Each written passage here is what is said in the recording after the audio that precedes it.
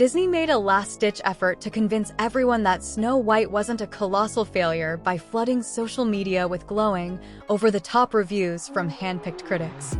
According to these so-called experts, Snow White wasn't just a good movie, it was a cultural triumph, a groundbreaking masterpiece that silenced all the so-called haters. They painted Rachel Zegler as a once-in-a-generation talent, blessed with a voice from the heavens, and insisted that all the backlash against the film was nothing more than baseless negativity.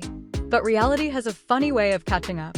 Despite all the forced praise and desperate attempts to rewrite the narrative, Snow White turned out exactly as many expected, a complete and total disaster.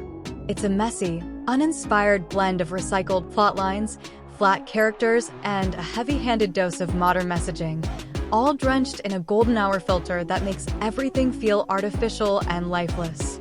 Here's the real question. If Snow White is truly as fun, charming, and heartfelt as these critics claim, why didn't any of that come across in the trailers? If Rachel Zegler is such a sensational performer, why did she seem so stiff and uninspiring in every preview? Sure, you can't judge an entire movie based on its trailer, but if we were supposed to witness an exploding supernova of talent, shouldn't there have been at least a spark? If a 2-minute trailer feels awkward, unsettling, and downright cringeworthy, that usually means one of two things. Either the people behind it had no idea what they were doing, or, more likely, there just wasn't even 2 minutes of truly great material in the entire film. Based on the reviews rolling in, that seems to be exactly the case. No one is surprised that Rachel Zegler can sing. She has a powerful voice. But the real question is whether her style suits a classic, whimsical fairy tale like Snow White. From what we've seen, the magic and charm seem to be missing entirely. I'll be diving into a full review myself just as soon as I can summon the courage, or enough drinks, to sit through what looks like a complete train wreck of one of my favorite animated films of all time. In the meantime, a quick glance at theater attendance tells us everything we need to know.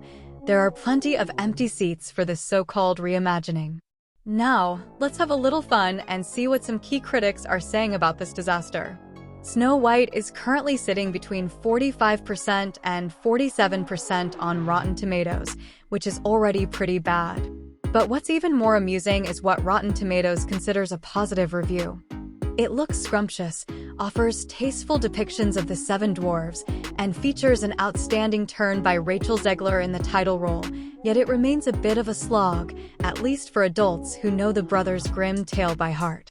So even the positive reviews admit the film is boring. If this is the kind of praise Snow White is relying on, things aren't looking good. That's considered a positive review? That's what Rotten Tomatoes is using to prop up Snow White? Harvey Juanma Fernandez puts it bluntly. The creative team behind Snow White focuses much more on correcting the outdated elements of the first film rather than celebrating the magic that still endures. Translation? The movie is more about pushing an agenda than actually being entertaining, and somehow that counts as a recommendation. Frank Swack from One Guy's Opinion chimes in, it struggles to turn the admittedly dated 1937 film into a modern parable of female empowerment. It's far from the worst of these Disney reboots, but nowhere near as much fun as its predecessor. So, not the worst, but not good either. Definitely not a glowing endorsement. Dana Hahn Clint doesn't hold back. Well, if nightmarish CG dwarven polycules are your thing, boy howdy, is there a film for you? This creatively bankrupt live-action remake of Snow White made us wish we had our own poison apple to eat instead of watching. Yikes. That sounds more like a negative review, doesn't it? But hey, when you're desperate to paint a sinking ship as a masterpiece, you'll take what you can get. Nicholas Bell from Fish Jelly Films is even harsher. The only positive thing to come out of Snow White is, well, nothing. Mark Juke describes the movie as reveling in its smaller pleasures. That's a pretty low bar to clear. Disney's Snow White continues the trend of bland Disney remakes, barely getting a pass for its brisk pacing and the entertainment value of the two leads. The CGI dwarves are the stuff of nightmares, though. That doesn't sound positive, that sounds like a barely passing grade. Richard Krause offers what's supposed to be a glowing take. Director Mark Webb manages a balance between Snow White's new and old elements, But despite Rachel Zegler's impressive vocal abilities, some lively choreography, and vibrant set design, the result is more ho-hum than hi-ho. Again, damning with faint praise. Calcom Cooper is even more blunt.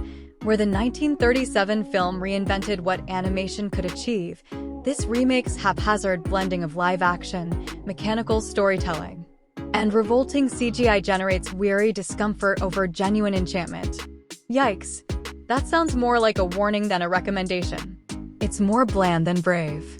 This corporate-sanctioned, committee-made children's film does not come close to achieving the classic status afforded its animated predecessor. David Poland sums it up perfectly. I don't hate the movie. I was deeply frustrated with the movie, nowhere more than with the screenplay. It felt like 3 or 4 movies, having what people saw as its best parts slammed together. And what's the message here? That kids won't care? That as long as little kids watch it, Disney can get away with serving up bland, forgettable, factory-produced entertainment? Tara Brady of the Irish Times gets to the heart of it. The most distracting flaws are rooted in the problematic recreation of animated classics as live action. And that's exactly why so many people are frustrated with Disney. These remakes strip away what made the original special, replacing them with bland, soulless, CGI-heavy cash grabs. If Snow White truly flops, maybe, just maybe, Disney will finally learn its lesson. But considering their track record, don't hold your breath. The film's permanent golden hour lighting makes it visually exhausting, and the choice to blend cartoonish CGI dwarves with real human actors is jarring at best and outright distracting at worst. One of the most telling so-called positive reviews comes from Nicholas Barber, who says, "The story is cluttered, the tone is muddled, and the pacing is off." Again, that doesn't make the film a disaster. In some ways, the identity crisis is what makes it worth seeing. Translation? It's a mess, but hey, people love a train wreck. That's not exactly a glowing endorsement. Johnny Olinsky of the New York Post puts it even more bluntly. The timeless classic, a groundbreaking achievement for animation, has been turned into another pointless and awkward live-action automaton that vanishes from your mind the second it's over. And that's been the question all along. Why does this even exist? From the very start, this remake was unnecessary, a desperate cash grab, a self-inflicted disaster for Disney that will go down in history not as a triumphant reimagining, but as a cautionary tale.